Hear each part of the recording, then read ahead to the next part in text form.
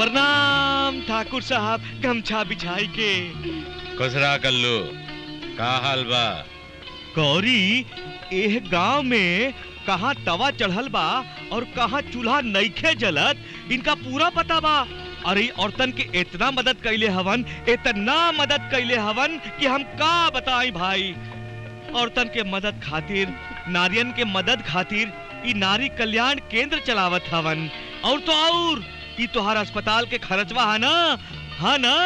अरे यह देने हवन ना।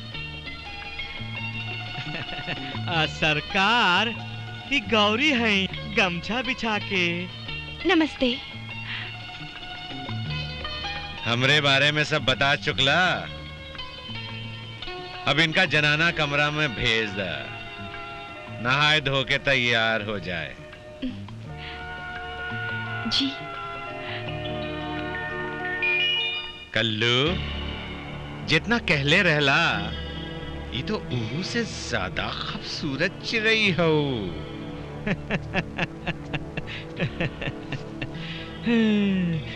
अरे सरकार, ये हीरा बा हीरा, एकदम बेसहारा, ना आगे कोई है ना पीछे कोई है।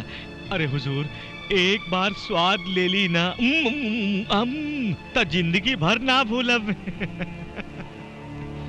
दिल तो इनका चखे बिना ही दीवाना हो गईल। आज तू हमके खुश कर देला। इला तोहार इनाम ले, 50,000 रुपया। अरे सरकार, हम कबहू आपसे सौदा कैले हैं। अरे जौन कुछ आप देले हैं, हम ओके प्रसाद समझ के निकल गए हैं। सरकार, आप तो हमार अन्नदाता हैं, हम आपके जुत्ता के सहारे जियत हैं, फिर हम तक कौन फिकर बा गमछा बिछाई के। आज का रात यादगार रात रही।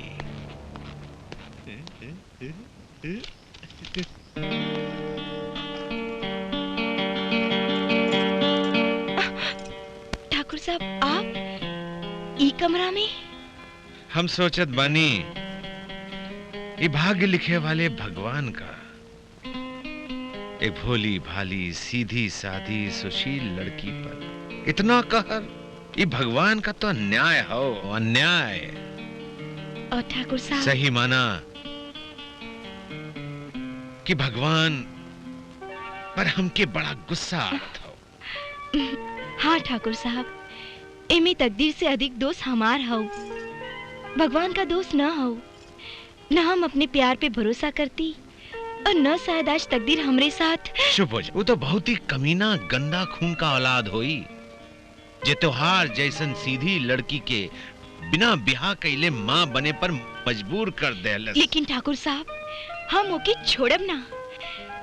या तो वो हमरे साथ शादी करके हमके अपनाई, नहीं तो हम ओकरा के। जायदा अब अधिक सोचे का जरूरत ना बा। हम बानी ना, हम तो रह के दुनिया के हर सुख देव, मोटर गाड़ी, घर द्वार और। लेकिन कल्लू मामा तो कहत रहले कि आप हमके नारी कल्याण केंद्र में काम पे रखबा। हाँ, वो ठीक कहलस, लेकिन गौरी, नारी कल्याण केंद्र में ऊ नारी भेजल जाली जेकर कोनो कीमत ना होखे। तोहार तो कीमत बहुते बा, जे हम कल्लू के दे चुकल हैं। का कहला ठाकुर साहब? कल्लू मामा हमार मोल कइले, हमके बेच देलन। हाँ, मात्र 50,000। 50,000? हाँ, लेकिन बहुते कम दाम लगावलस। अरे ई गदराइल जवानी, ई बांका हुस्न, सच माना तो हमार नजर में ई जलवा का कीमत 50 लाख भी कम हो। गौरी, हम पर यकीन करा, ई रकम हम दे सकीला। हम बिके वाली ना हई, वो दूसर तरह के होली। अरे ओ छोकरी, ज्यादा नादान मत बन। हमू ठाकुर हैं जो तुहार जिंदगी संवार दे। ठाकुर साहब हमके छोड़ दे, जाए दे। अरे के बा घर में मगरी छोकरी के जाए के ना चाहिए, पकड़ाई चिरई के। अरे का भाई, अरे भागत जा। का भाई हो, कहाँ भागत पाड़ू? अरे रुका हो कहाँ? अरे गौरी, अरे बचवा गौरी, हम तोके 1 घंटा से खोजत हई। तू कहवा हेरा गए रहलू है गमछा बिछाई के? का बात बा कल्लू मामा, का भइल? कोनो मामी मिल गइल बा का जोने से मिलावे खातिर खोजत बाड़? अरे एक तो महंगाई के जमाने में आपन गुजर बसर भइल मुश्किल बा, ऊपर से मामी लाके कहाँ से खूंटा में बांधते ही गमछा बिछा के। अरे मामा, सत्यानाश काहे होखे? ये शुगर मिल से तो अगल बगल के 40 गांव के रोजी रोटी चलेला। अरे हाय ई शुगर मिल, जब से इस शुगर मिल खुलल केहू शहर में जाते नहीं खे। पहले हम लइकन के ले जाके शहर में नौकरी दिलावत रहनी है, हमके कमीशन मिलत रहल है, तो हमार मजा होत रहल है। अब का बताई, कोई शहर में जाते नहीं खे। हमार किस्मत फूट गई जब से इस शुगर मिल खुलल है।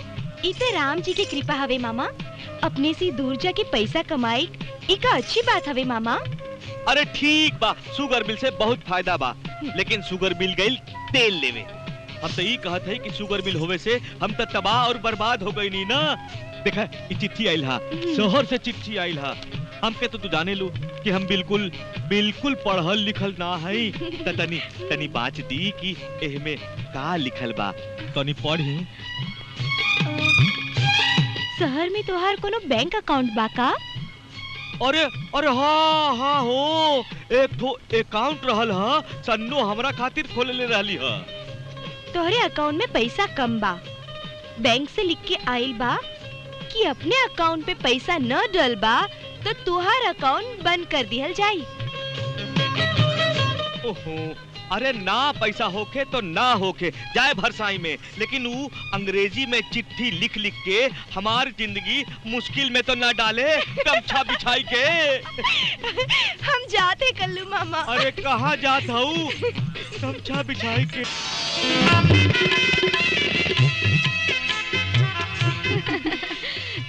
मास्टर जी। खुश रह बिटिया, खुश रह। बड़ा निक कैलू आ गेलो। गौरी न जाने कई बार तू लगन के पूछलस। का करी मास्टर जी, शहर में बहुत बरसात भइल बा, यही से लेट हो गई। कोई बात नहीं है बेटा, ब्याह के लगन 4 बजे के बजाय 9 बजे हो गई है। वो काहे? ई बदे कि बारातीन के बस 3-4 घंटा बाद पहुंची।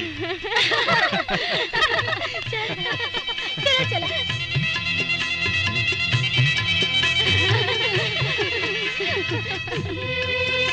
तू लोगन की तो 2 दिन पहले आवे के रहल ह, आ जाइलू ह।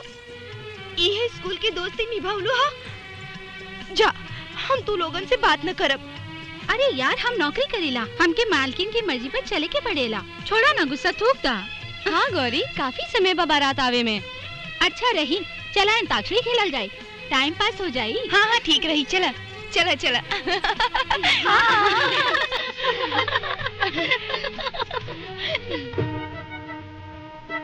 आई छोटी मालिक। अरे गौरी बिटिया, ही देखा कैलाश बाबू आइल हवन। नमस्ते।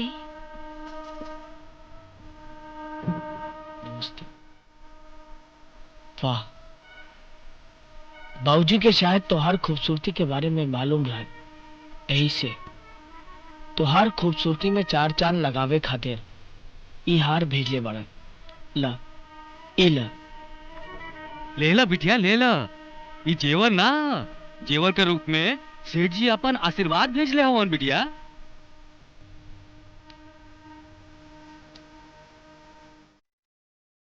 जी, आपके समझी जी आ गए लन। प्रणाम समझी जी। आवल। प्रणाम मास्टर जी। क्षमा चाहेली, बरसात के कारण बस आवे में थोड़ी सी देर हो गई।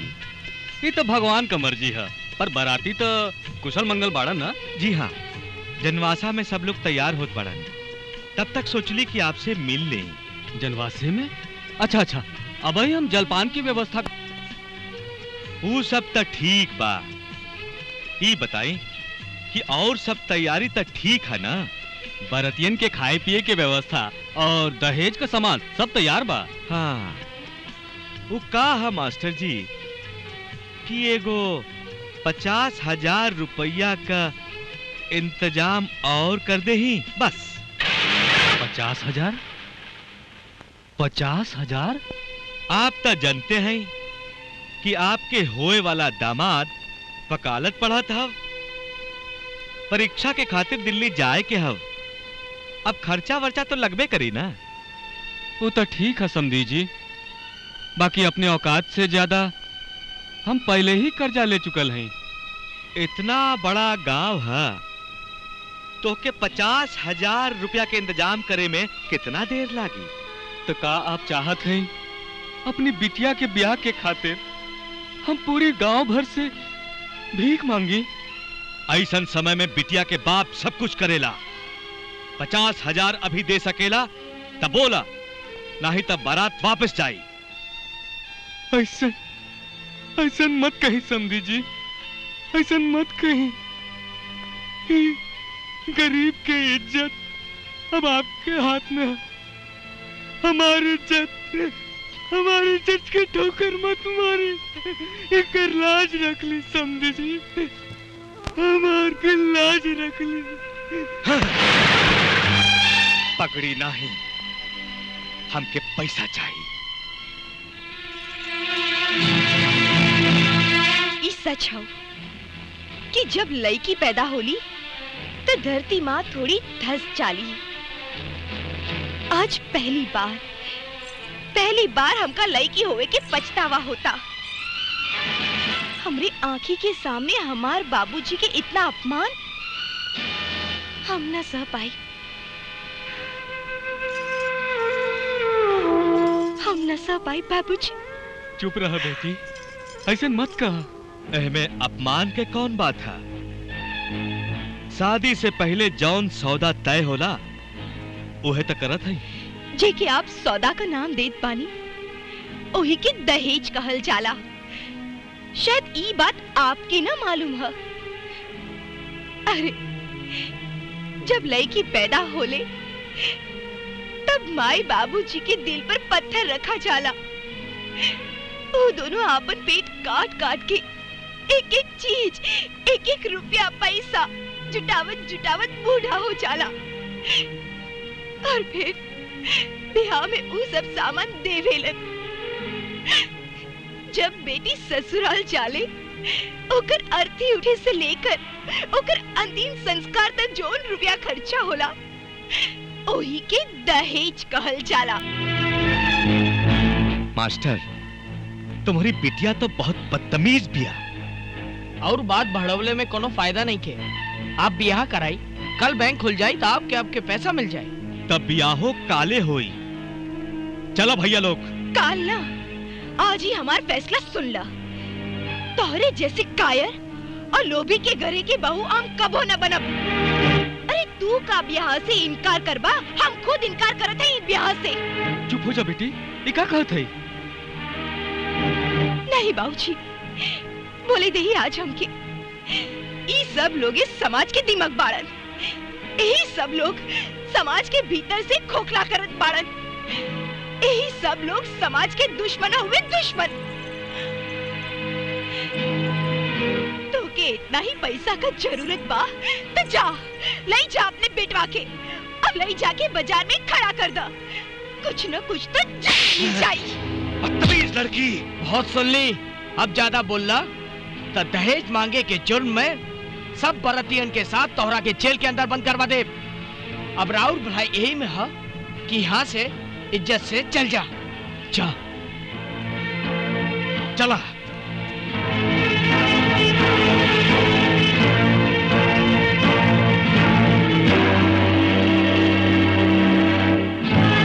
हे भगवान, अब का हुई? बाबूजी तो चिंता जिन कर। जौन भगवान हमरे सिर पर मांग बनवले हुए वो भगवान वो मांग के भरे वाला भी जरूर बनवले हुई है।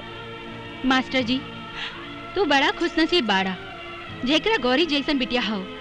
हम तो यही चाहत हई कि गौरी जैसन बिटिया सबके मिले।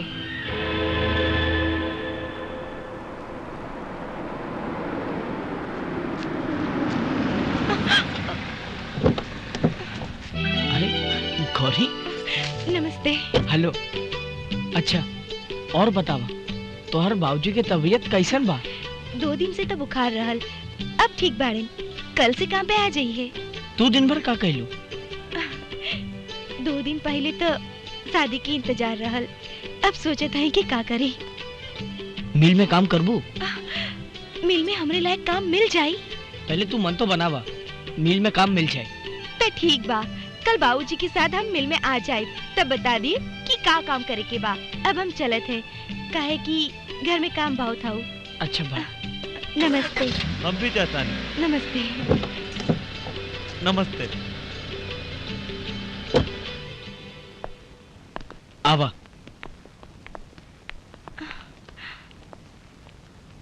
गौरी, हाँ?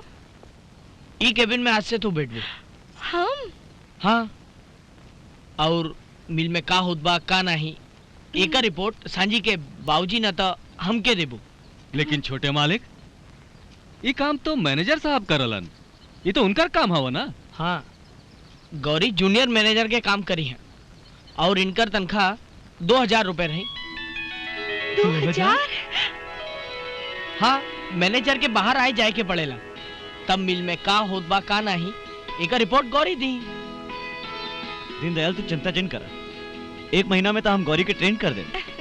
मैनेजर साहब, हम तो सोचत रहली कि गौरी के ब्याह करी के ओके डोली में बैठा के विदा कर दी, सिर के बोझ हल्का हो जाई। भगवान सब ठीक कर देंगे। दीनदयाल भगवान पर भरोसा रखा। हेलो, हम ही खरीदा भाई, ज्यादा से ज्यादा 2 घंटा में पहुंच जाए। ठीक बा। फैजाबाद वाली फसल के सौदा आजे करे के होवे। पर आप तो मुकदमा खातिर लखनऊ जात बाड़ा। अच्छा, दीनदयाल के साथ जाके आप सौदा कर ली। लेकिन बाबूजी की तबीयत ठीक ना हो, ये कैसे जाइए? तो ठीक बा, हम अकेले चल जाए, केहू के रास्ता दिखावे खातिर भेज दा। छोटे मालिक, ये काम तो गौरी कर दे। वही गांव में हमारे को दोस्त सूरज रहेला, वो आपके सौदा भी करा दी। आप गौरी के साथ ले जाइए, बस सब काम हो जाए। रुको रुको बोले, रुको। अरे कहाँ जा रहा? हम चले। चल जल्दी बैठा। चले मालिक।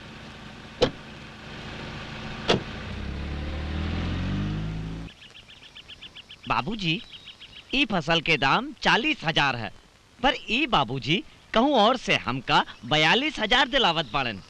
ई फसल तो 3 साल से मालिक का खेत में जात है, लेकिन बाबूजी वो 2,000 ज्यादा देत बा।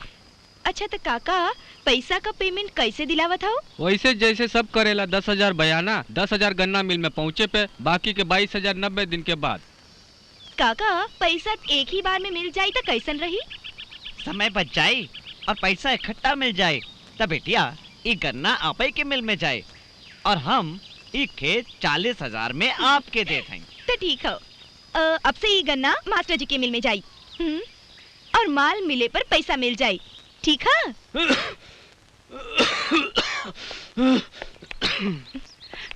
आवा आवा। आवा आवा कैलाश बाबू, प्रणाम। आवा बैठा। कैसन तबीयत है आपका? अरे अब का बताए कैलाश बाबू, अरे तनिक सर्दी जुकाम तो रहबे करेला।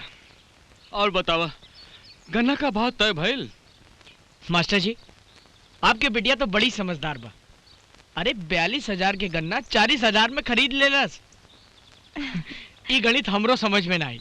बहुत अच्छा काम कैली आपकी बेटी, बहुत अच्छा। अगर ये बात के पता बाबूजी के चली तो हमार पीठ होगी है और हमरा के शाबाशी दी है कि हम गौरी के काम पे लगव लिया। बस बस कैलाश बाबू, हमका चने के पेड़ पे मत चढ़ावा, नहीं तो हम पेड़ से गिर जाए। सच कहता है, मैनेजर की कुर्सी पे तू बैठबू।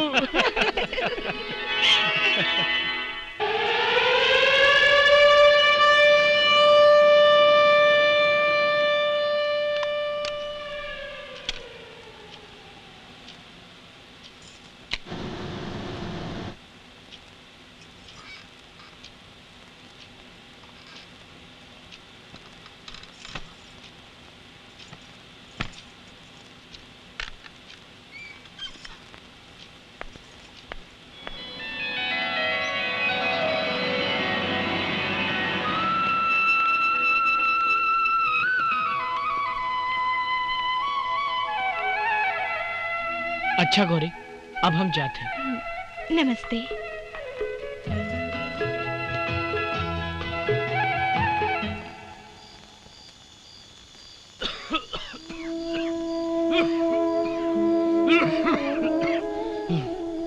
बाबूजी, अब तोहर तबीयत कैसन है?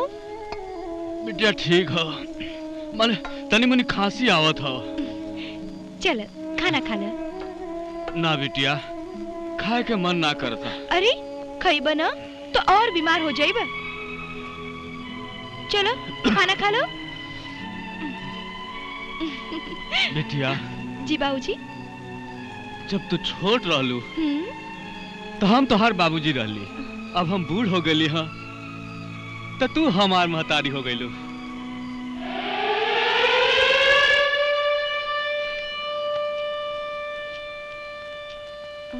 मैडम, आज के गन्ना के हिसाब का फाइल। एक मिनट, ये फाइल छोटे मालिक के केबिन में दे आवा। वो तो आयल ना हुआ ना। काहे? उनका तबीयत खराब है। छोटे मालिक का तबीयत खराब हो और क्यों हमके बतवलिस ना? अरे बाप रे।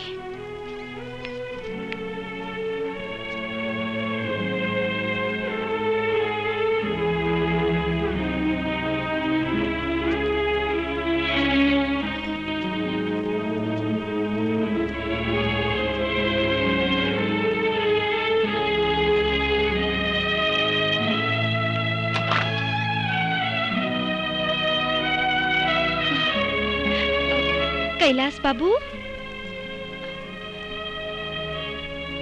के हो? हम हई गौरी। का भइल आपके? बुखार भइल बा, बहुत ठंडी लगत बा।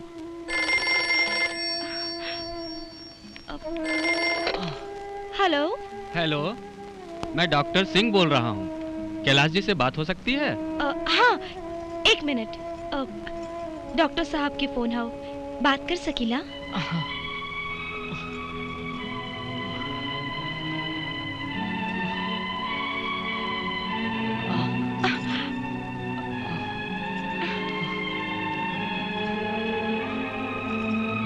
हेलो। हाँ हाँ डॉक्टर साहब, रात से बुखार है, बहुत ठंडी लागत बा। हमके तो लागत है कि निमोनिया हो गई। आप आ जाते तो बहुत अच्छा हो। मैं इनको दवा दे देता हूँ, घबराने की कोई बात नहीं है, कल तक अच्छे हो जाओगे। जी जी ठीक है, नमस्ते।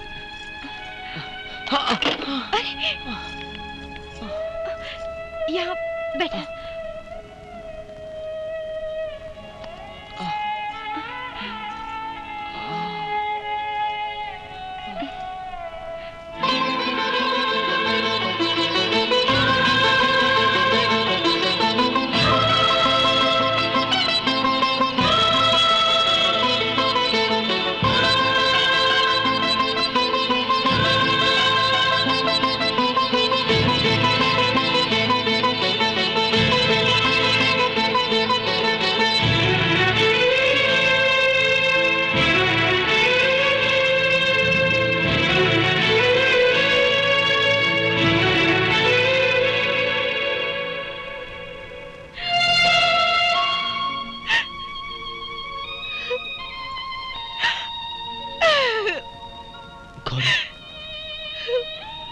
हमके माफ करता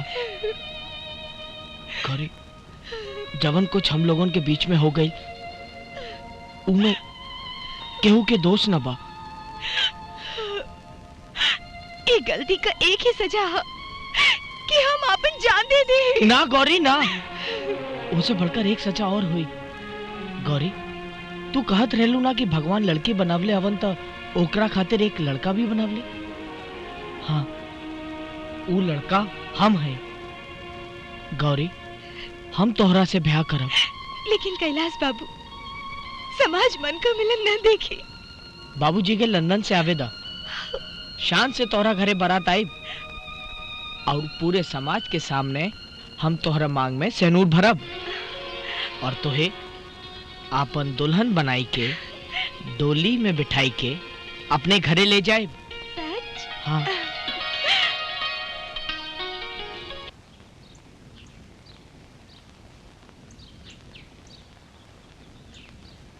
पाए लागे। अरे अरे अरे, ई का करत हुआ?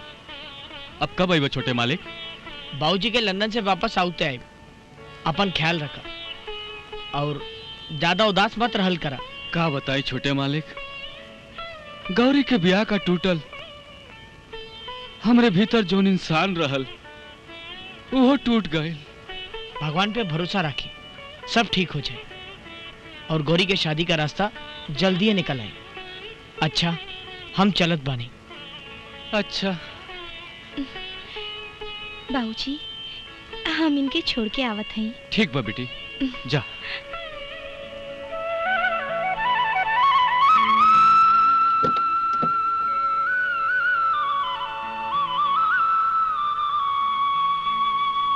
गौरी, हम जात हैं।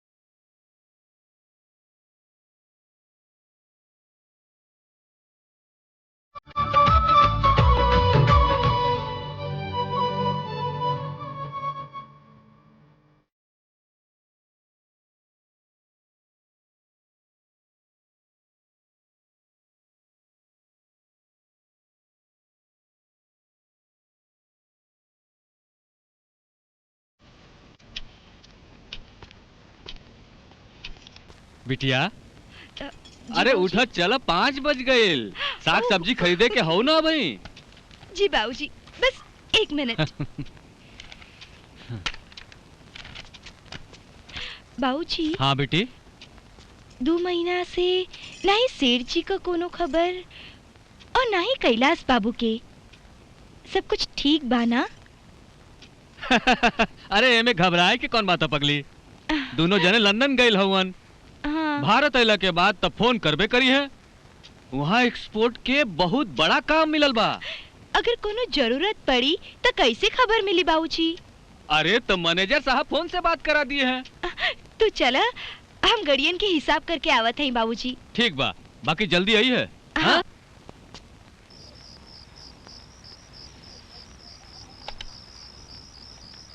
कहाँ मिली?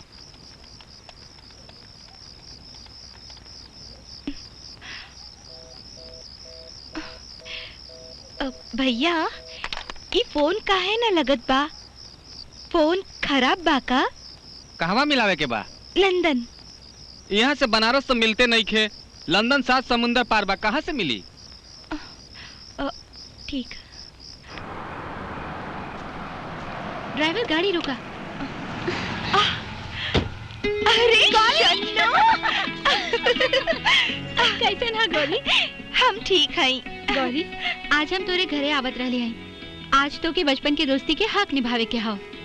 का बात है? हम कुछ समझ ली ना। गौरी, हाँ? तू तो जाना था परसों हमारे बहन का ब्याह हो और हमरे पास तनिको समय ना हो। तू हमारे एक काम करा, ये 2 लाख रुपए ला और हाँ, ब्याह की सारी जिम्मेदारी अब तोहरे ऊपर। इतने दिन बाद आइलू है और अभी ये चल जाइबो? अब का बताई गौरी, जिंदगी की गाड़ी कहाँ रुकी मालूम ना हो। अरे पैसा तो खूब कमात हो, बस ऐसे ही गाड़ी तेज चले दा। गौरी, सब काम अच्छी तरह से कर दिया। अच्छा, हम चलत हैं। गौरी बिटिया, एक गिलास पानी दे देता।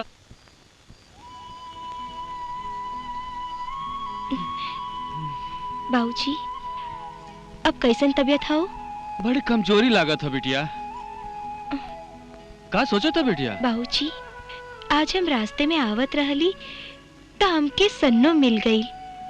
ओकरे बहन की शादी है ना परसों, यही खातिर हमके 2 लाख रुपया दे हलस और वो कहत रहली कि वो शादी में न आ पाई। शादी का सारा देखभाल हमनी के करे के पड़ी। ठीक बा बिटिया, परसों ऑफिस हम ना जाए, दोनों जने मिलके ब्याह के तैयारी कइल जाए। गौरी, बिटिया गौरी, का भाई? अरे तने कोई पानी लावा हो।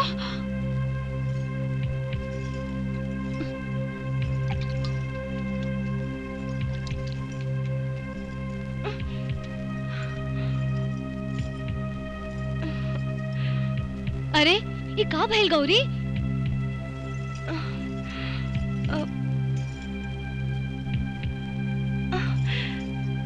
हम ठीक बानी, बस 2-4 दिन से चक्कर आवत हूँ।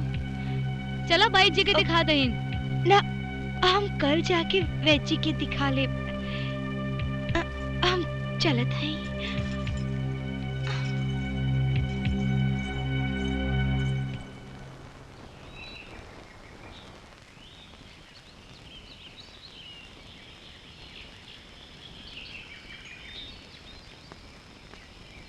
नमस्ते वैची। हाँ बेटिया, तारा के कौन तकलीफ बा? वैची 2-4 दिन से चक्कर आवेला, कमजोरी महसूस होला और ऊपर से उल्टी हो जाला।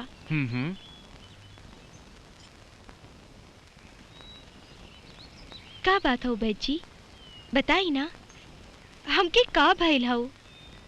कोनो बीमारी हो का? का बताई बेटिया, तू तो माँ बने वाली हो।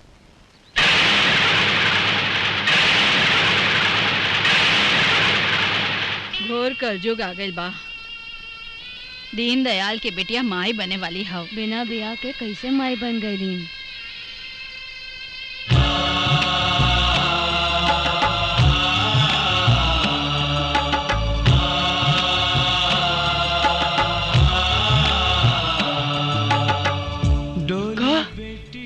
हमारी बेटिया माई बने वाली है का?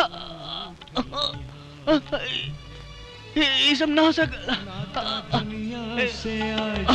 सारा छूटलिया कौन पाप कैले रहल दीन दयाल? ऐसे घर में ऐसा बिटिया जन्म लेलस। का पता कितना आशिक एकर बाड़ेन। हाँ भाई, हमरे घर के बहू बेटिन के ऊपर एकर गलत असर पड़ी। पता न केकर पाप एक कोख में पलत हवे। दीन दयाल के बिटिया के गांव से निकाल दा। ठीक कहत बाटू। हम तो एकदम समझत रहली, लेकिन ई तो डाइन निकलन। अच्छा, तबे दहेज के बहाना बना के बारात भागा देलस। पंचायत नहीं, एक तो पत्थर मार मार के जान से मार देवे के चाहिए। अरे हाँ, आवत आने, रुका। अरे तू यहाँ कहे आयलू हा? छोटे मालिक यहाँ ना हुए, जब आई हन तब आई हा। जा।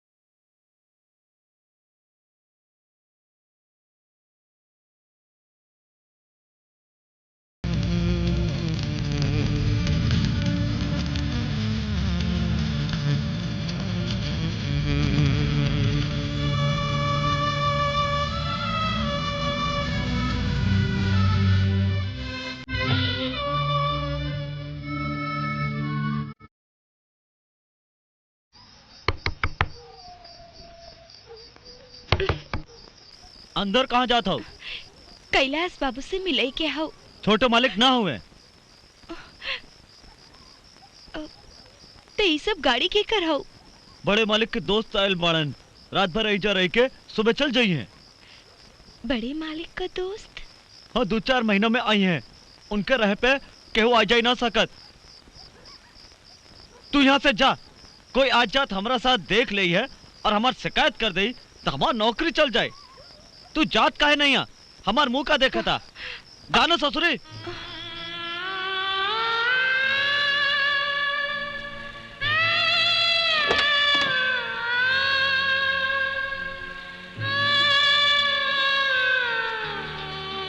हेलो डार्लिंग, कितना खूबसूरत फार्म हाउस है। आवा रानी आवा, ये रंगीन सुहानी रात में तुहार स्वागत बा।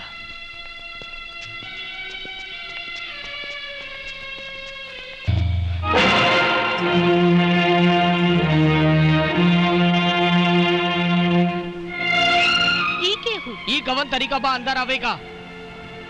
त गंगू झूठ बोलस कि आप यहाँ ना हो। हम मना कैले रहली। अब समझ ली कि तोहर का मतलब हो। हम तो एक एक गेट से भगा देलो रहले। अब तू जा, काल सवेरे आई है। अब समझ ली कि तोहर का काम है। हमरे बाबूजी के देहांत हो गई। हमारा भी दुनिया में केहू ना हो, केहू ना हो। हम कहली ना ये बात काल होई। अब तू जा। हम कहाँ जाए? गांव वाले हमका घर से बाहर निकाल देलन।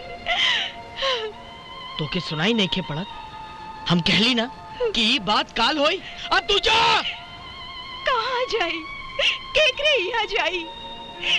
हमार तोहरे सिवा ई दुनिया में केहू ना।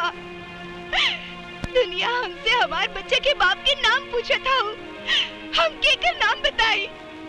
का सबूत है कि बच्चे का बाप हम हैं? हाँ? का? अब आपके सबूत देवे के पड़े कि ये बच्चा आपका है? What nonsense? कैलाश, ये का कहते हो? She is mentally disturbed. एकर दिमाग खराब हो गई बा। Listen, Mr. Kailash, I am not mentally disturbed and I am not mad. हम तोहार बच्चे की माँ बने वाली हैं और तू हमके पागल कहता हूँ। गंगू जी, एक धक्का मार के घर से बाहर निकाल दा। हो मालिक। अरे चलो बाहर, चलो। ऐसा नहीं न्याय मत करी कैलाश बाबू। अब तो हर सिवा हमारी दुनिया में केहू ना। हम यहाँ से ना जाए।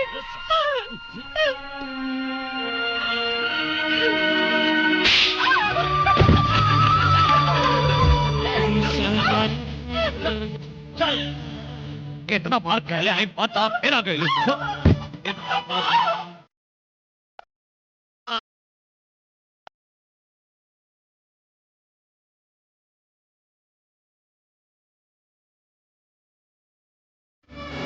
रोका रोका रोका गाड़ी।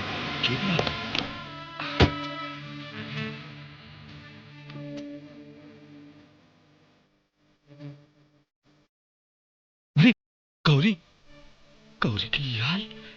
अरे अस्पताल ले चली अस्पताल।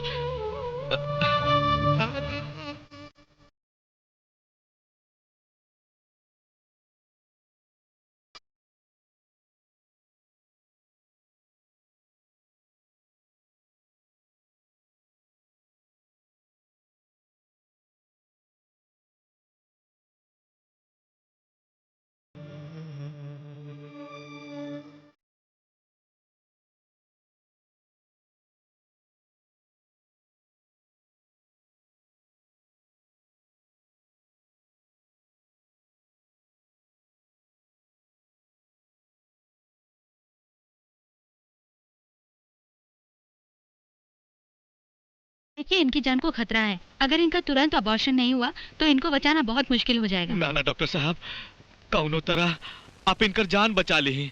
हमरा आँखिया में झांक कर देखी ना, हम कितना दुखी है।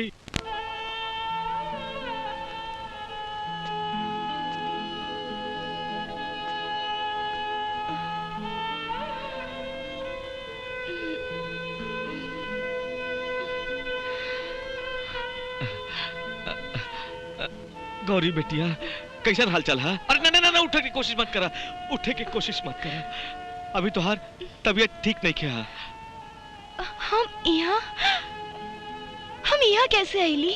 अरे का बताई बचवा, भगवान जैसे तोसे रूस गई। हाँ, पहले तोहर बाप के देहांत हो गई, फिर गांव वाले तोहके बाहर निकाल देलन और तोहर बच्चा का भइल हमरे बच्चा के? हाँ, हाँ, हाँ, हमरा बच्चा का भइल? कल्लू मामा।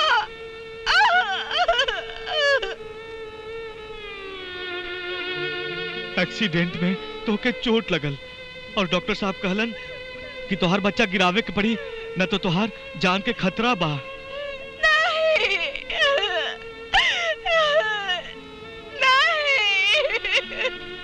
अरे वो तो अच्छा भइल कि हम जीप पर चढ़ के आवत रहनी है, न तो तू सड़क पर गिरल गिरल पड़ल पड़ल तो हर का हाल होत।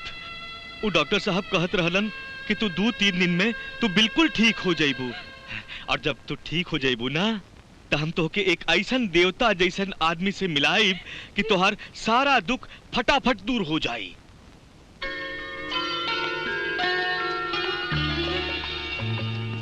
प्रणाम ठाकुर साहब, गमछा बिछाई के। खुसरा कल्लू, का हाल बा?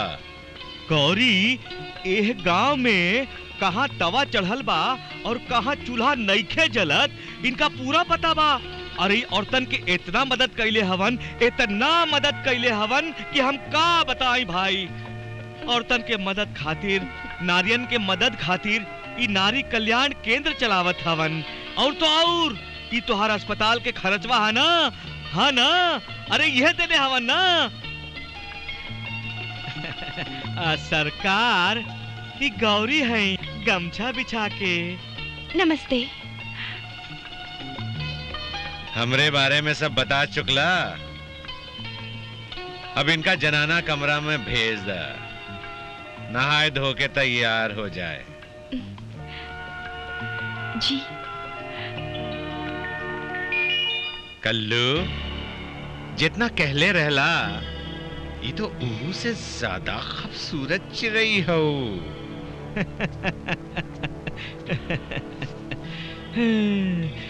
अरे सरकार, ये हीरा बा हीरा, एकदम बेसहारा, ना आगे कोई है ना पीछे कोई है। अरे हुजूर, एक बार स्वाद ले ली ना तो जिंदगी भर ना भूलब। दिल तो इनका चखे बिना ही दीवाना हो गईल। आज तू हमके खुश कर देला। इला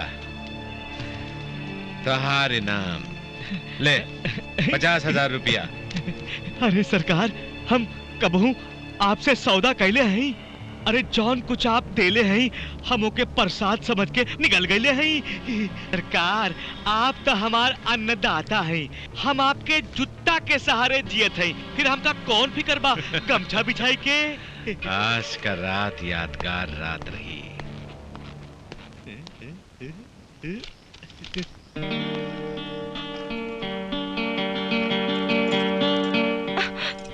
ठाकुर साहब, आप ई कमरा में?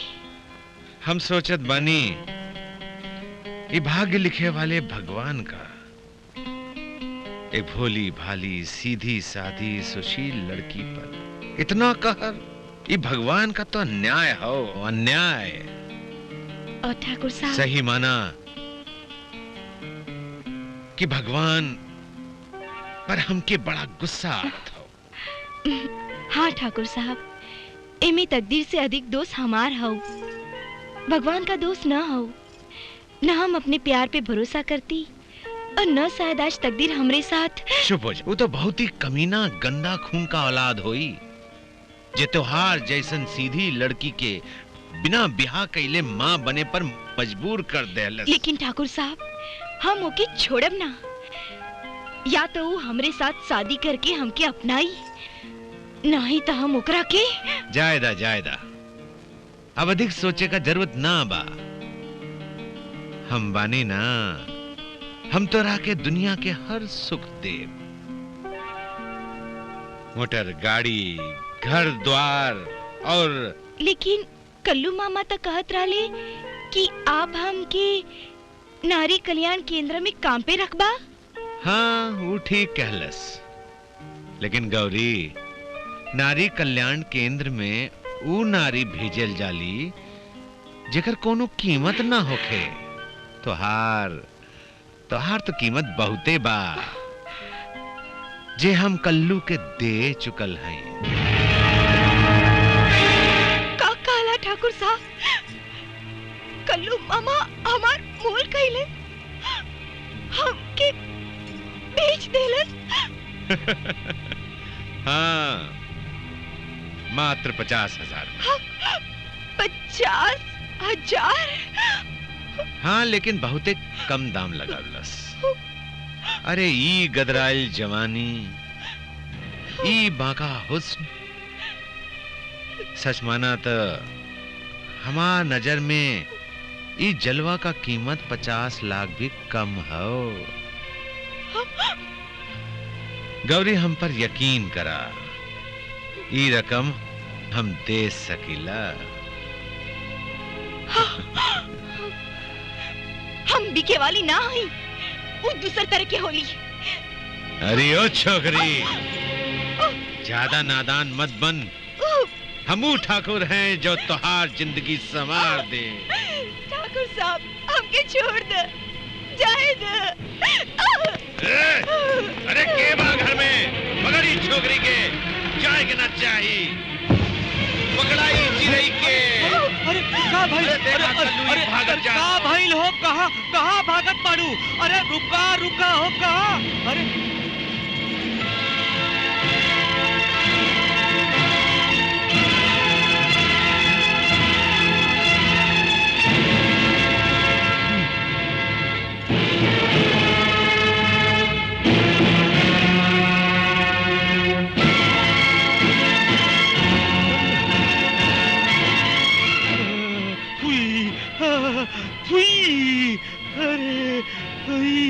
अरे अरे अरे कहाँ है?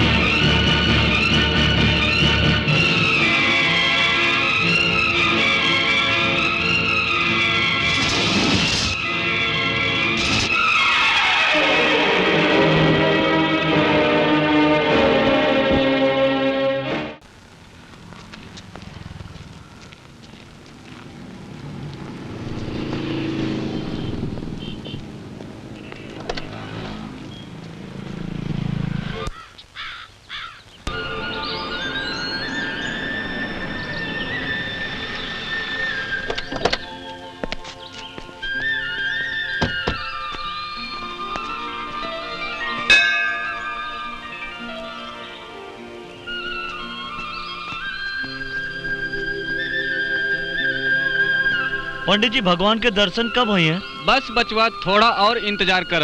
आज का दिन ठाकुर साहब के बेटा के जन्मदिन है। पहले उन्हीं दर्शन करी है, समझला?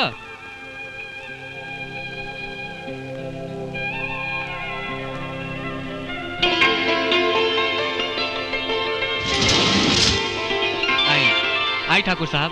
सर्व मंगल मंगले शिवे सर्वार्थ साधिके शरणे त्र्यंबके गौरी नारायणी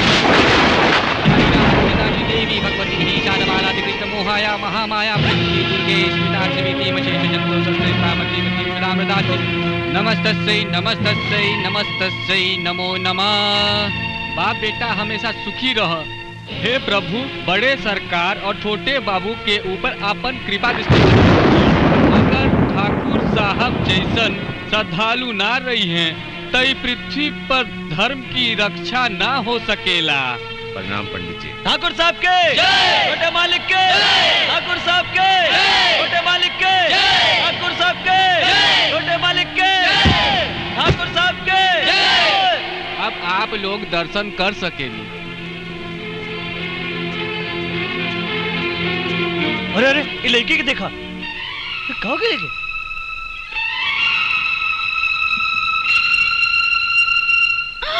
गौरी, गौरी, गौरी, गौरी, हम दोनों बाप बेटा के अच्छी तरह जानीला। दोनों अधर्मी हवन, पापी हवन। बाप पैसा देख के जवानी खरीदेला और बेटा बेटा प्रेम के ढोंग रचाई के भोली भाली लड़कियन के फसावेला। ई तोके भर नहीं, ना जाने कितनी लड़कियन के ऐसा ही धोखा दे चुकल हो। वो दोनों के मंदिर में देख हमके नफरत हो गई। हम वो दोनों से बदला जरूर लेब। शनु, तू जहाँ काम करेलू हमें वहाँ काम मिली का? हम जौन काम करीला भगवान करे उ तू का, दुनिया का कौनो औरत ना करे। ऐसन मत का सन्नो, तू ऐसन का काम करेलू? हम अपन शरीर बेचीला। तू ता जाने लू गौरी, घर में माई हो, 2 छोटे भाई हो, बहन हो। नाश हो ही कल्लू मामा के हमके काम का बहाना करके यहाँ ले आई और यहाँ ठाकुर के हाथे हमको बेच देलक।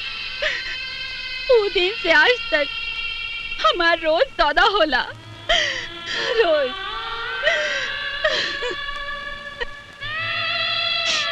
लेकिन हाँ, अब इतना पैसा कमाई ले ली कि केहू के बेके की जरूरत ना पड़ी।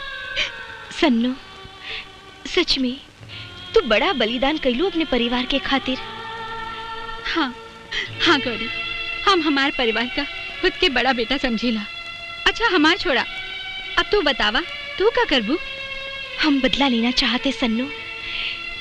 सन्नो, तू हमके ऐसन काबिल बना द कि हम उ दोनों बाप बेटा के तबाह कर सके।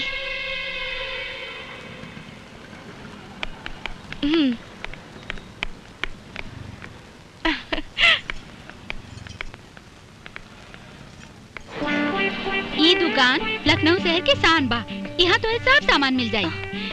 पर सन्नो, हाँ यहाँ तो सब बहुत महंगा लागत बा। अरे नहीं, अब तो है दिखावत है।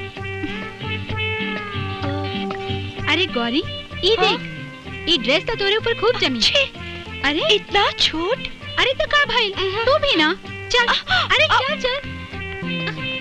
सन्नो, हाँ ये बोलत काहे नहीं खे? गौरी तू भी ना, ये पुतला है पुतला। अब चला, यहाँ से सामान लेके हम तो है ऐसा बना दे कि ठाकुर भी बोर आ जाये। चला।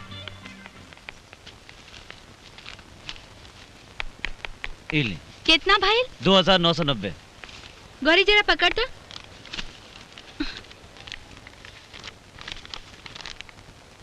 तीन 3000, 10 रुपया तो हर बख्शिश। धन्यवाद। चल। जज साहब, ठाकुर साहब का मन है कि नारी कल्याण केंद्र का अध्यक्ष पद आप संभालें। ये हमारी इच्छा नहीं, हमारा आपसे विनती हो। आपसे ज्यादा मजबूर, बेबस और गरीब औरतन के दुख दर्द और क्या समझ सके। भाई तो बहुत पुण्य के काम है, लेकिन हम सिर्फ रविवार के समय दे सकीला। हाँ हाँ ठीक हो, बीच में कोनो बात होए तो है ना वकील साहब, उपाध्यक्ष सब संभाल लिए। लेकिन हुजूर, जो फैसला होए आपे के मर्जी से होए।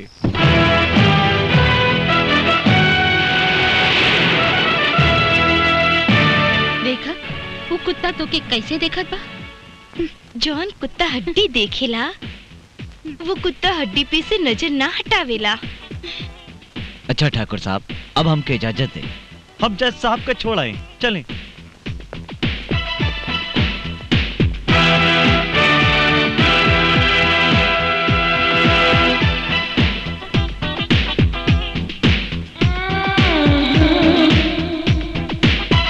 हेलो शन्नो। हाय ठाकुर जी। आपकी तारीफ? ई ज्योति हो, बम्बई से आयल बा, और ई हमार ठाकुर साहब, इस शहर के जाना माना रईस। नसीब वाले ही इनका साथ हाथ मिलावेलन। हेलो। हेलो। आपको देखकर ऐसा लगा कि मैंने पहले भी कहीं आपको देखा है। शायद आपने कोई मेरी तस्वीर देखी होगी। ये मॉडल हो ना? हाँ। अच्छा अच्छा, हो सकता है, हो सकता है। एनीवे, आप ठहरी हुई कहाँ हैं? फिलहाल तो ये हमरे संग रहेलेन। और दूधू कंपनी का ऐड भी करत हई। ओह, फैंटास्टिक, फैंटास्टिक। हम भी चाहते हैं कि आप हमारी कंपनी के एड्स करें। आई एम सॉरी, मेरे पास समय नहीं है। एक्चुअली मैं पहले से ही 2 एड फिल्म कर रही हूँ। हम इन सबसे ज्यादा रकम आपको देंगे। मैं पैसों के लिए काम नहीं करती ठाकुर साहब, मैं अपने शौक से काम करती हूँ। आप एक बार हमारे साथ काम करके तो देखिए, हम आपको यकीन दिलाते हैं हम आपको सबसे ज्यादा पसंद आएंगे। हम ठाकुर हैं, हमारे यहाँ 80 साल का आदमी भी 20 साल के लड़के से कम जवान नहीं होता है। Very interesting. चले शन्नो। ए शन्नो, एक एक कोनो बहाने पटावा, हमार दिल एकरा ऊपर आ गई हो। ठाकुर साहब, वो मॉडल हो, हमरी तरह आपन जिस्म ना बेची।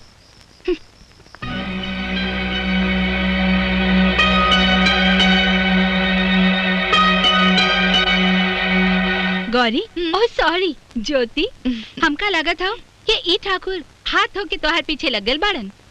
हाँ शन्नू, जब लोहा गरम हो तभी हथौड़ा मारे के चाहिए। हम देखा था ही। तू बैठा, हम देखा था ही।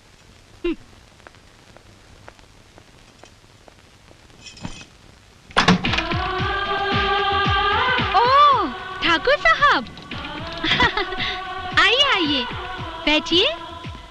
आइए ना।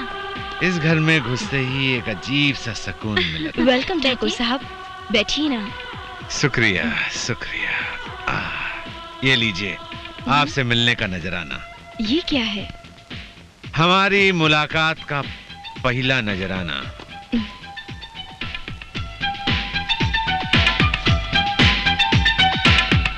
बात करने की कीमत जितना चाहो भर लो। लगता है आपसे बात करनी ही पड़ेगी।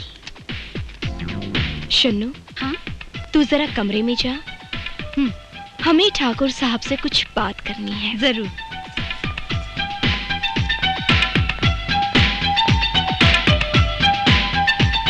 हम आपके जज्बातों को अच्छी तरह समझते हैं, लेकिन जो आप चाहते हैं वो हम नहीं दे सकते। हम यहाँ के ठाकुर हैं, ठाकुर। जिस चीज को चाहत हैं अपना कर ही छोड़ते हैं।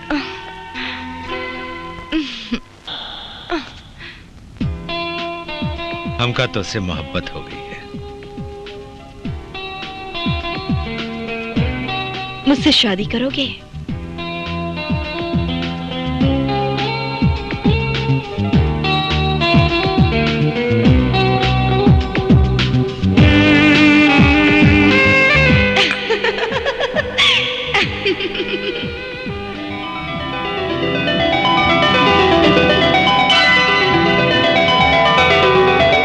शादी करोगे? शादी करोगे? मुझसे शादी करोगे? शादी करोगे? मुझसे शादी करोगे? शादी करोगे?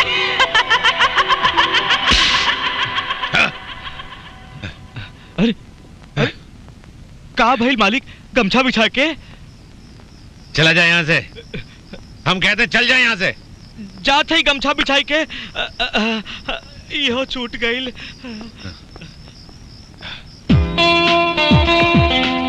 आज मैं तुम्हें जिंदगी की एक सच्चाई बताता हूँ।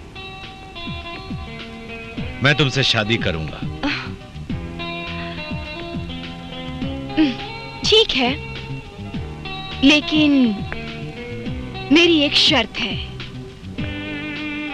आपको सबके सामने ऐलान करना होगा कि आप मुझसे शादी करना चाहते हैं। शर्त मंजूर है? ठीक है, हमें शर्त मंजूर है।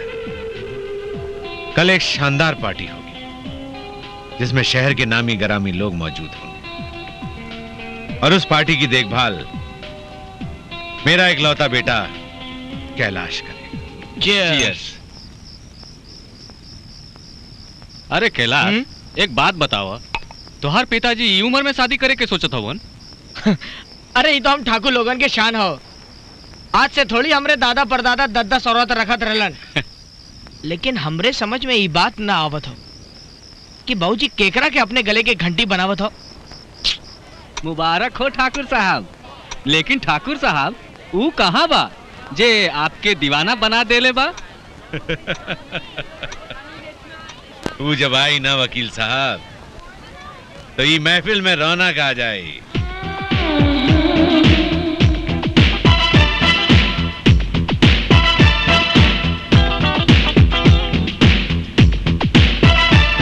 वो देखा आ गई। वाह, का पसंद है ठाकुर साहब, का पसंद है। बहुत देर कर दी मेहरबान आते आते। खास दिन, खास लोग, तो तैयारी करनी ही पड़ती है। आइए हम अपने कुछ खास मेहमानों से आपको मिलवाते हैं। ये हमारे खास दोस्त वकील साहब mister Sinha. Nice to meet you. Thank you very much. Kailash जी। ये है हमार दिल का टुकड़ा, हमार इकलौता बेटा कैलाश। और ये हो हमार होने वाली wife Jyoti. Hi mister Kailash. Hi. Nice to meet you. बेटा हाथ तो मिलावा, ये तो हार माई हो। ओए वाले, लगता है ठाकुर साहब आपके बेटे को हमारा अंदाज कुछ पसंद नहीं आया। ये तो बहुत बड़ा एक्टर है, अपनी भावनाओं को दबाना इसे अच्छी तरह से आता है। क्यों बेटा? जी बिल्कुल। जब दिल में गम होता है ना मिस्टर कैलाश, तो चेहरे पर हंसी अच्छी नहीं लगती। लगता है आप अच्छा, तुम दिल की बात भी पढ़ लेती हो। दिल की भाषा ही तो औरत की भाषा होती है। दिल से अगर किसी के लिए दुआ निकले तो जिंदगी स्वर्ग होती है, और अगर बद्दुआ तो जिंदगी नर्क से भी बदतर हो जाती है। वाह वाह, क्या शायराना अंदाज है। इसमें थोड़ा सा सुर और संगीत भी मिल जाए तो सारी महफिल में रौनक आ जाएगी।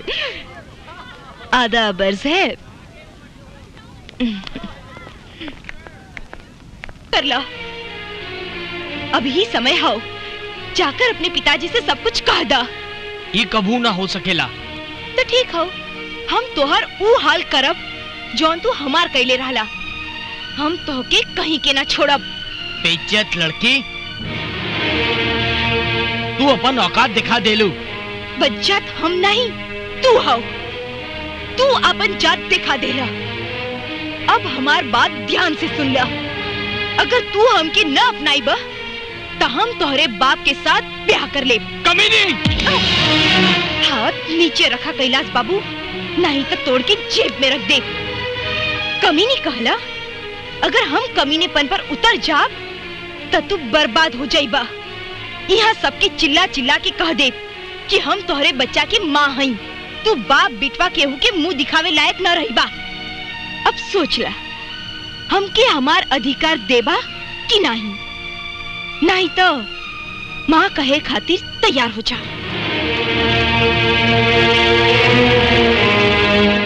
हाँ हाँ ठीक हो, तू चेक भेज दे, हम साइन कर दे। आज हमार तबीयत ठीक नहीं बा, आज हम ऑफिस ना आए। का बात हो बेटा, तोहर मुंह काहे उतरल हो? रात भर सुतला ना का? बाबूजी, हमरा के आपसे कुछ बात करे का है। हाँ हाँ कहा। बाबूजी, आप ही शादी मत करा। बेटा तू चिंता काहे करत बाड़ा? वैसे हमार जितनी जायदाद हो वो सब तोरे नाम पर कर देले हई, और वो सिन्हा साहब के लड़की से तोहार शादी के बाद उन्हों की सब जायदाद तोरे हुई। वो बात ना हो बाबूजी, ज्योति अच्छी लड़की नहीं के। तू ओके जाने ला? नहीं, वो लोग कहत रहलन कि वो सब ऐसे ही कहत रहला। बाबूजी समझे की कोशिश करा। हम सब समझीला। यही के खातिर तोहे जवान होते हम अलग बंगला दे देली, प्रॉपर्टी तोरे नाम कर देली, ताकि तू आपन जिंदगी जिया और हम आपन। कल हम दिल्ली जात हई, लौटे के बाद हम ज्योति के साथ ब्याह करा और तो के वो ब्याह में जरूर शामिल होए के पड़ी।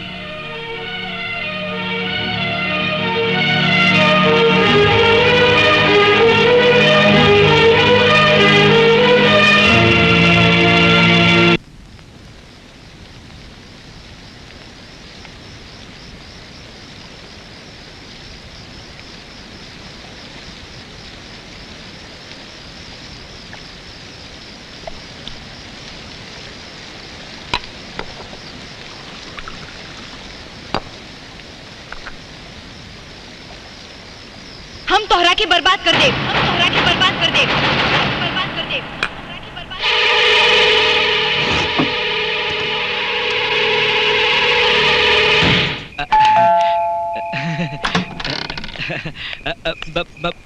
पूछे के रहने की तू कुशल मंगल बाड़ू नू। तो ऐसे का मतलब? बस ऐसे से गुजरत रहनी है त सोचनी जरा तोहार खोज खबर ले ली गमछा बिछाए के। शन्नो, ई कमीना के अंदर मत बुलावा। सुन लेला ना, अब जा यहाँ से। अच्छा कहलू ओके भगा देलू।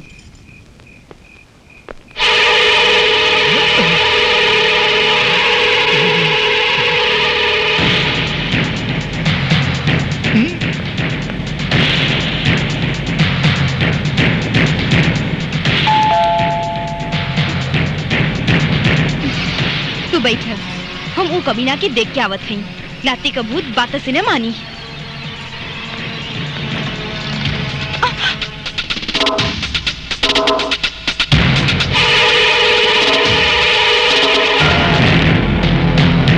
का ज्योति देवी मार माई ना रखेल बनबू। चला तोर ई नाटक अपना चले। का ज्योति देवी ना, तू तो गौरी देवी हो।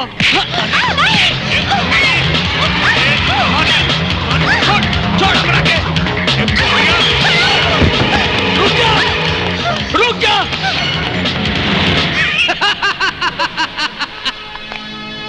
रुक जा, तो हम तो होके गोली मार दे।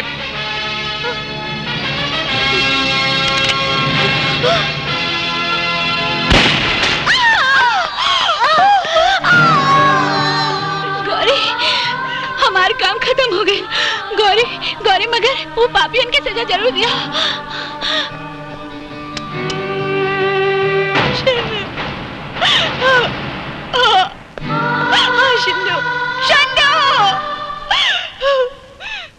इकट्ठा करी, ऐसा सबूत इकट्ठा करी कि कम से कम 13.25 साल के सजा होके। कैलाश बाबू चिंता मत करें, हम ही ना। आई हुजूर आई, सरकार आई आई पधारी। आई आज रउआ अपन टेंशन दूर करी। रउआ अपन टेंशन दूर करके इसके दुनिया में घुस जाई। अरे चुटकी बाई आई, त्रिकधा त्रिकधा त्रिकधा गमछा बिछाई के। ठाकुर साहब, सारा रिपोर्ट हम खुद देख ले बाड़ी। इतना ठोस सबूत बा कि ज्योति के बचब मुश्किल बा। लेकिन वकील साहब, जमानत पर तो छुड़ावल जा सकेला। प्रोविजनली यानी हफ्ता 10 दिन खातिर।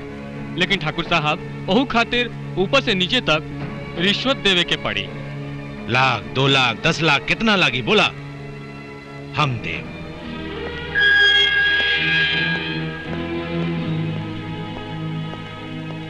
चलो तो हर जमानत हो गई।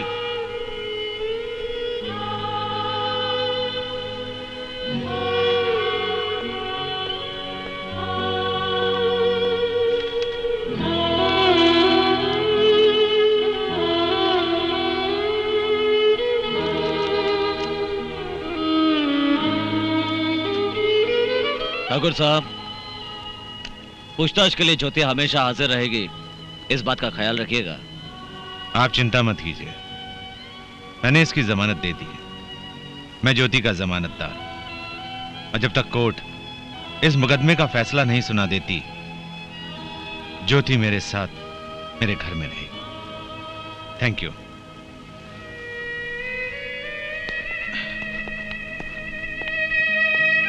शुक्रिया वकील साहब। जी कोनो बात नहीं। चला।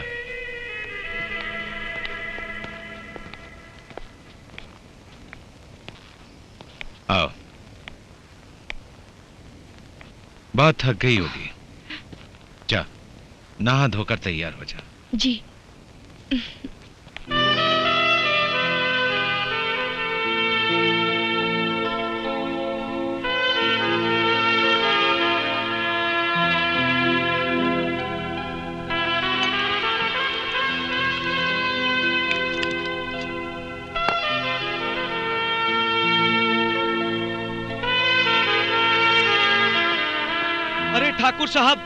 अरे ठाकुर साहब ही का कहनी हा, वो चुड़ैदिया के जमानत कहनी हा, हम तो कहत नहीं। बस बस चुप हो जा। ये ले, आज हमारी जिंदगी का बहुत खुशी का दिन है, तू भी मजा करा। ओहो, अरे ठाकुर साहब आप जेके बचावे चाहत हई ऊ त अब का बताई ठाकुर साहब। अरे तू तो निरा पागल है कल्लू, पागल। अरे उसे तो हम अपना दिल का प्यास बुझाए कल्लू, प्यास। जेकर खिलाफ तू गवाही देवा ना, उहे यहाँ तो का नरक में भी जगह ना पाई। आज तो कयामत का रात हो, कयामत का। ओकर गदराइल जवानी। हम दिखावत है अपन गदराइल जवानी।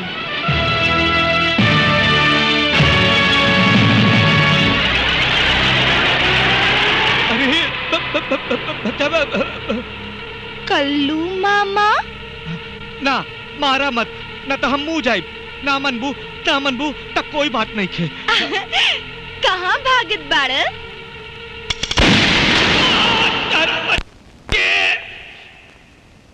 ज्योति, ये सब क्या है? ज्योति नहीं, गौरी। उहे गौरी जेका ई कमी ना तो के 50,000 में बेच देलस। आज तोहार अंत हो ठाकुर। और हाँ, मरे से पहले एक बात और बतावत हई, हमार तोहार रिश्ता कोई पति पत्नी का नहीं बल्कि ससुर और पतोह के हो। ये सब का बकत बाड़ू? धीरज रखी ससुर जी, हम तोहरा के सब बतावत हई। पहले अपने लायक पुत के फोन त लगावा।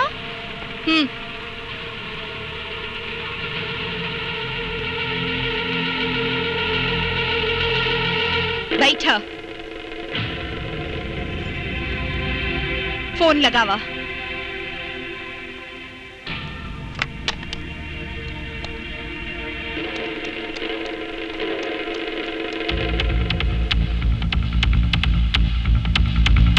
Hello hello. हाँ कैलाश बेटा। जी बाबूजी। जल्दी घर आ जा बेटा। जी आवत है। देखा ज्योति? ज्योति नहीं, गौरी। हाँ हाँ गौरी, हम तो हर काम कर देली, अब हमका छोड़ता। हाँ ससुर जी, हम तोहार विदाई तो करत हई।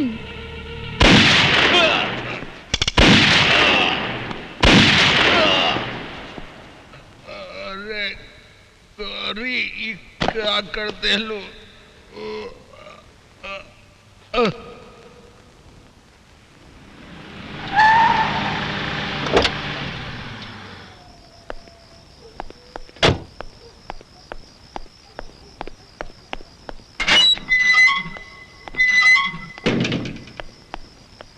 बाबूजी, बाबूजी, बाबूजी कहाँ हुआ?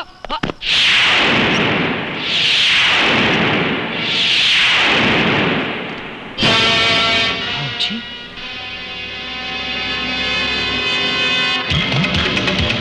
तू? हाँ, हम गौरी जो तोहार बीवी बने के सपना देखत रहल, उहे गौरी जे तोहरे मान मर्यादा खानदान के बड़ाई का सपना देखत रहल, और तू ओके खानदान को मिटावे वाली बना देला। देख गौरी, तू ऐसा ना कर सकीला। अरे गौरी, तू हमरा से, हम तोहरा से प्यार करीला। कितना कमीना आदमी हो तू, तोहार तो कोनो ईमान ही नहीं हो। कल तक तो कहत रहल कि हम तो के बर्बाद कर दे, हम तो के कहीं के ना छोड़ब। गोली मारे शन्नू के घर तक पहुंच गईला, और आज तो हमसे कहत हुआ कि तू हमसे प्यार करेला। हमका माफ कर दा गौरी। देखा, एकर बदले तू हमके जवन सजा देबू वो हमके मंजूर हो। सजा तो हम तो के गिन गिन के देब, बाबूजी का मौत के खातिर, शन्नो के बलिदान का खातिर, नारी के अपमान का खातिर, ई हमके कुंवारी माँ बना के धोखा दे के खातिर, और ई तोहरे जैसे इंसान का भगवान कबो मुक्ति न दे, इकरा खातिर।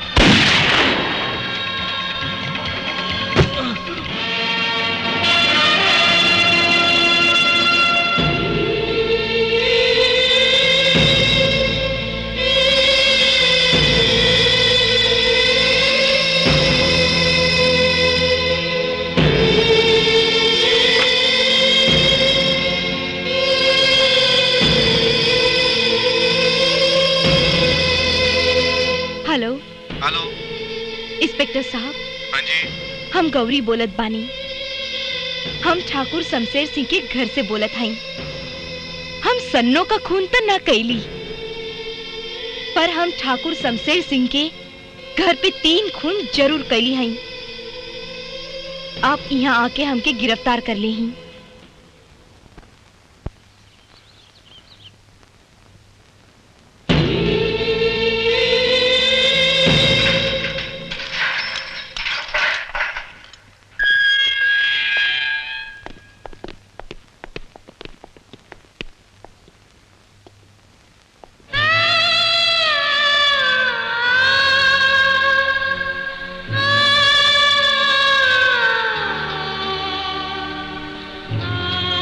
गौरी, आपके हमार नाम राहुल है। तोरे ई हालत के जिम्मेदार हम है। हम कुछ समझ ली नहीं। गौरी, हम उहे राहुल है जेकरे साथ ब्याह हो के रहल। हम बनारस से बारात लेके तोरे घर आईली, लेकिन पिताजी की वजह से हमार तोहार ब्याह ना हो सकल। एकरे खातिर हम तोरे से माफी चाहत है। अरे नहीं, इमे राउर के कोनो दोस्त नहीं। जौन हमरे तकदीर में लिखा रहल वही बहल। अब आप यहाँ काहे खातिर आयल हई? पिताजी की वजह से जवन पाप भाईल रहे वही की सजा भुगते के खातिर हम तोहार केस लड़ब। हम अदालत से कम सजा की दरखास्त करब। हम गुनाह करे बाड़ी, अदालत से हमका सजा जरूर मिले की चाहिए।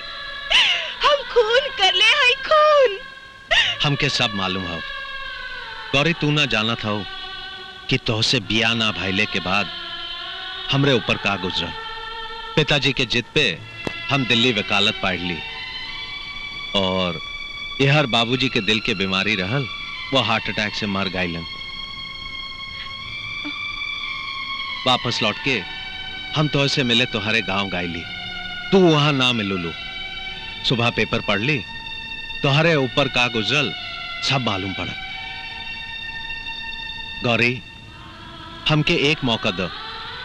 जवन गलती हमार पिताजी कैले रहलन वही गलती के पश्चाताप हम करे चाहत हई। गौरी, अभी अकेल तोहार लड़ाई ना, अब है मैं हमहू शामिल हई। हम तोहार केस लड़के तो के कम से कम सजा दिलाई। बस इस कागज पे साइन करता।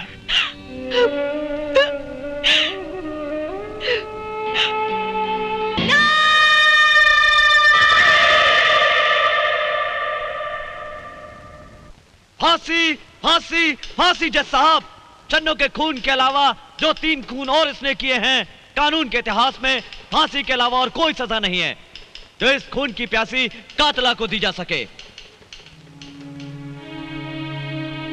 सजा है ये ऑनर, फांसी से भी ज्यादा सख्त। एक और सजा है जो फांसी पर लटक कर भी एक बार मरने के बजाय इंसान बार बार तड़प तड़प कर जीता रहे, तड़प तड़प कर मरता रहे। जिस तरह ये बेचारी बार बार जीती रही, बार बार मरती रही। कैलाश ठाकुर और कल्लू, जिनके खून का इल्जाम गौरी ने कबूल किया है, वो तीनों कातिल थे। उन्होंने 3 खून किए थे। Order order. उन खूनों को साबित करने के लिए मैं 3 गवाहों को पेश करने की इजाजत चाहता हूं। इजाजत है। Thank you your honour. मेरा पहला गवाह है कैलाश का नौकर गंगू।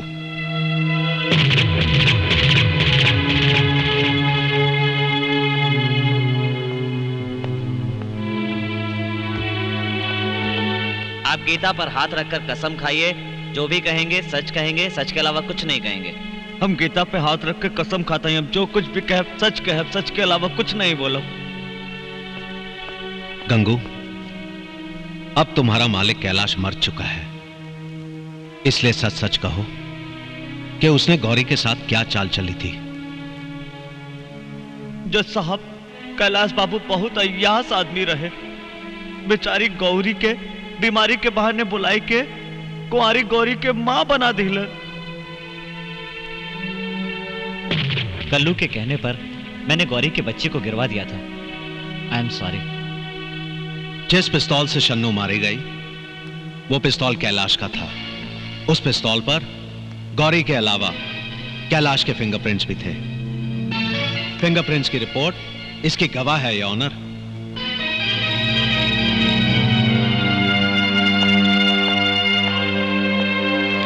योर ऑनर, शन्नू का असली कातिल कैलाश था।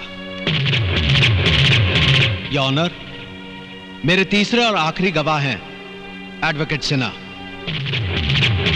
जज साहब, ठाकुर साहब ने लाखों रुपए खर्च करके गौरी की जमानत सिर्फ इसलिए कराई ताकि वो अपनी हवस पूरी कर सके। योर ऑनर, कैलाश कातिल था गौरी की मासूमियत का, जिसने उसे कुंवारी मां बनाकर छोड़ दिया, जिसकी वजह से गौरी के पिता दीनदयाल की हार्ट अटैक से उनकी मौत हो गई। कल्लू कातिल था उस बच्चे का जिसका पैदा होने से पहले गला दबा दिया गया था। और ठाकुर कातिल था नारी की इज्जत का, नारी की मर्यादा का, जो दौलत के नशे में नारी को सिर्फ वासना का पुतला मानता था, वासना की कठपुतली मानता था।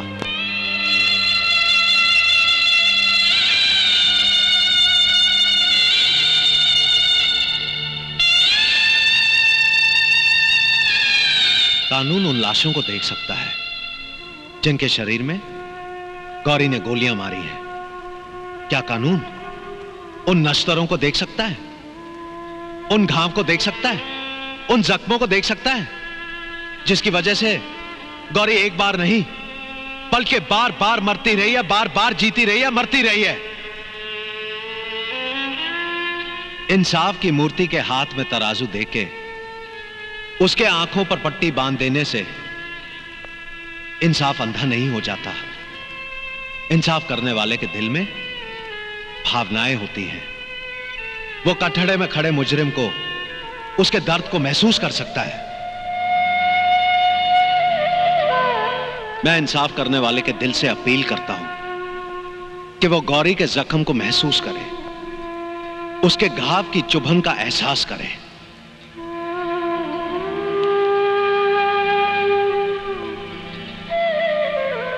गौरी का जुर्म दिखाई देता है, इसलिए उसे सजा दी जाएगी।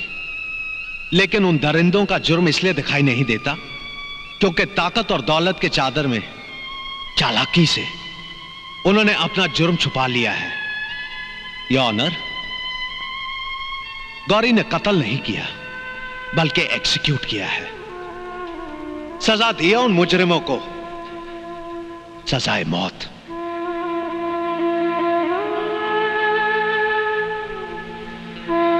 गौरी ने एहसान किया नारी जाति पर, उन मासूम बहनों पर, उन मासूम बेटियों पर जो कैलाश, कल्लू और ठाकुर के हाथों से उसी जुल्म के शिकार होती जिसका शिकार गौरी हुई है।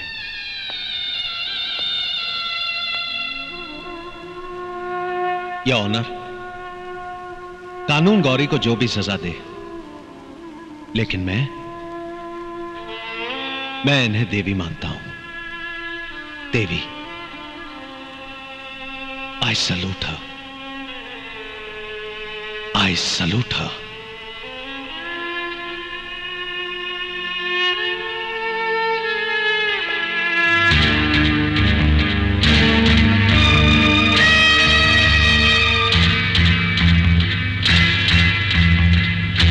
गौरी का जुर्म संगीन है, पर इसके साथ जो हुआ है वो वाकई जुर्म से ज्यादा संगीन है। यह अदालत गौरी को 3 साल कैद की सजा सुनाती है और सरकार से गुजारिश करती है कि वो गौरी से रहम से पेश आए। यह कानून में और मजबूती लानी चाहिए ताकि आज की नारी आजादी से और इज्जत से जी सके। That's all. Thank you.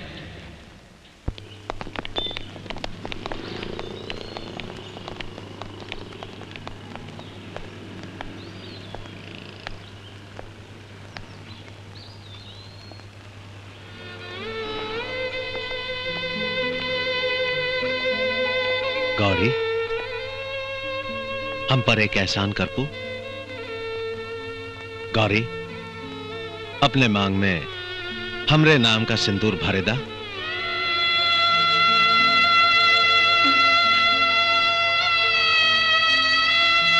आज से तू हमार दुल्हन हो। जेल में हम तो से मिले आवत रहब, बस 3 साल की बात है। सजा पूरी भइले के बाद हम जेल के दरवाजे पे तोहार इंतजार करब। सजा पूरी होते तोहार डोली अपने घर ले जाब और तोके अपने खानदान की बहू बनाए।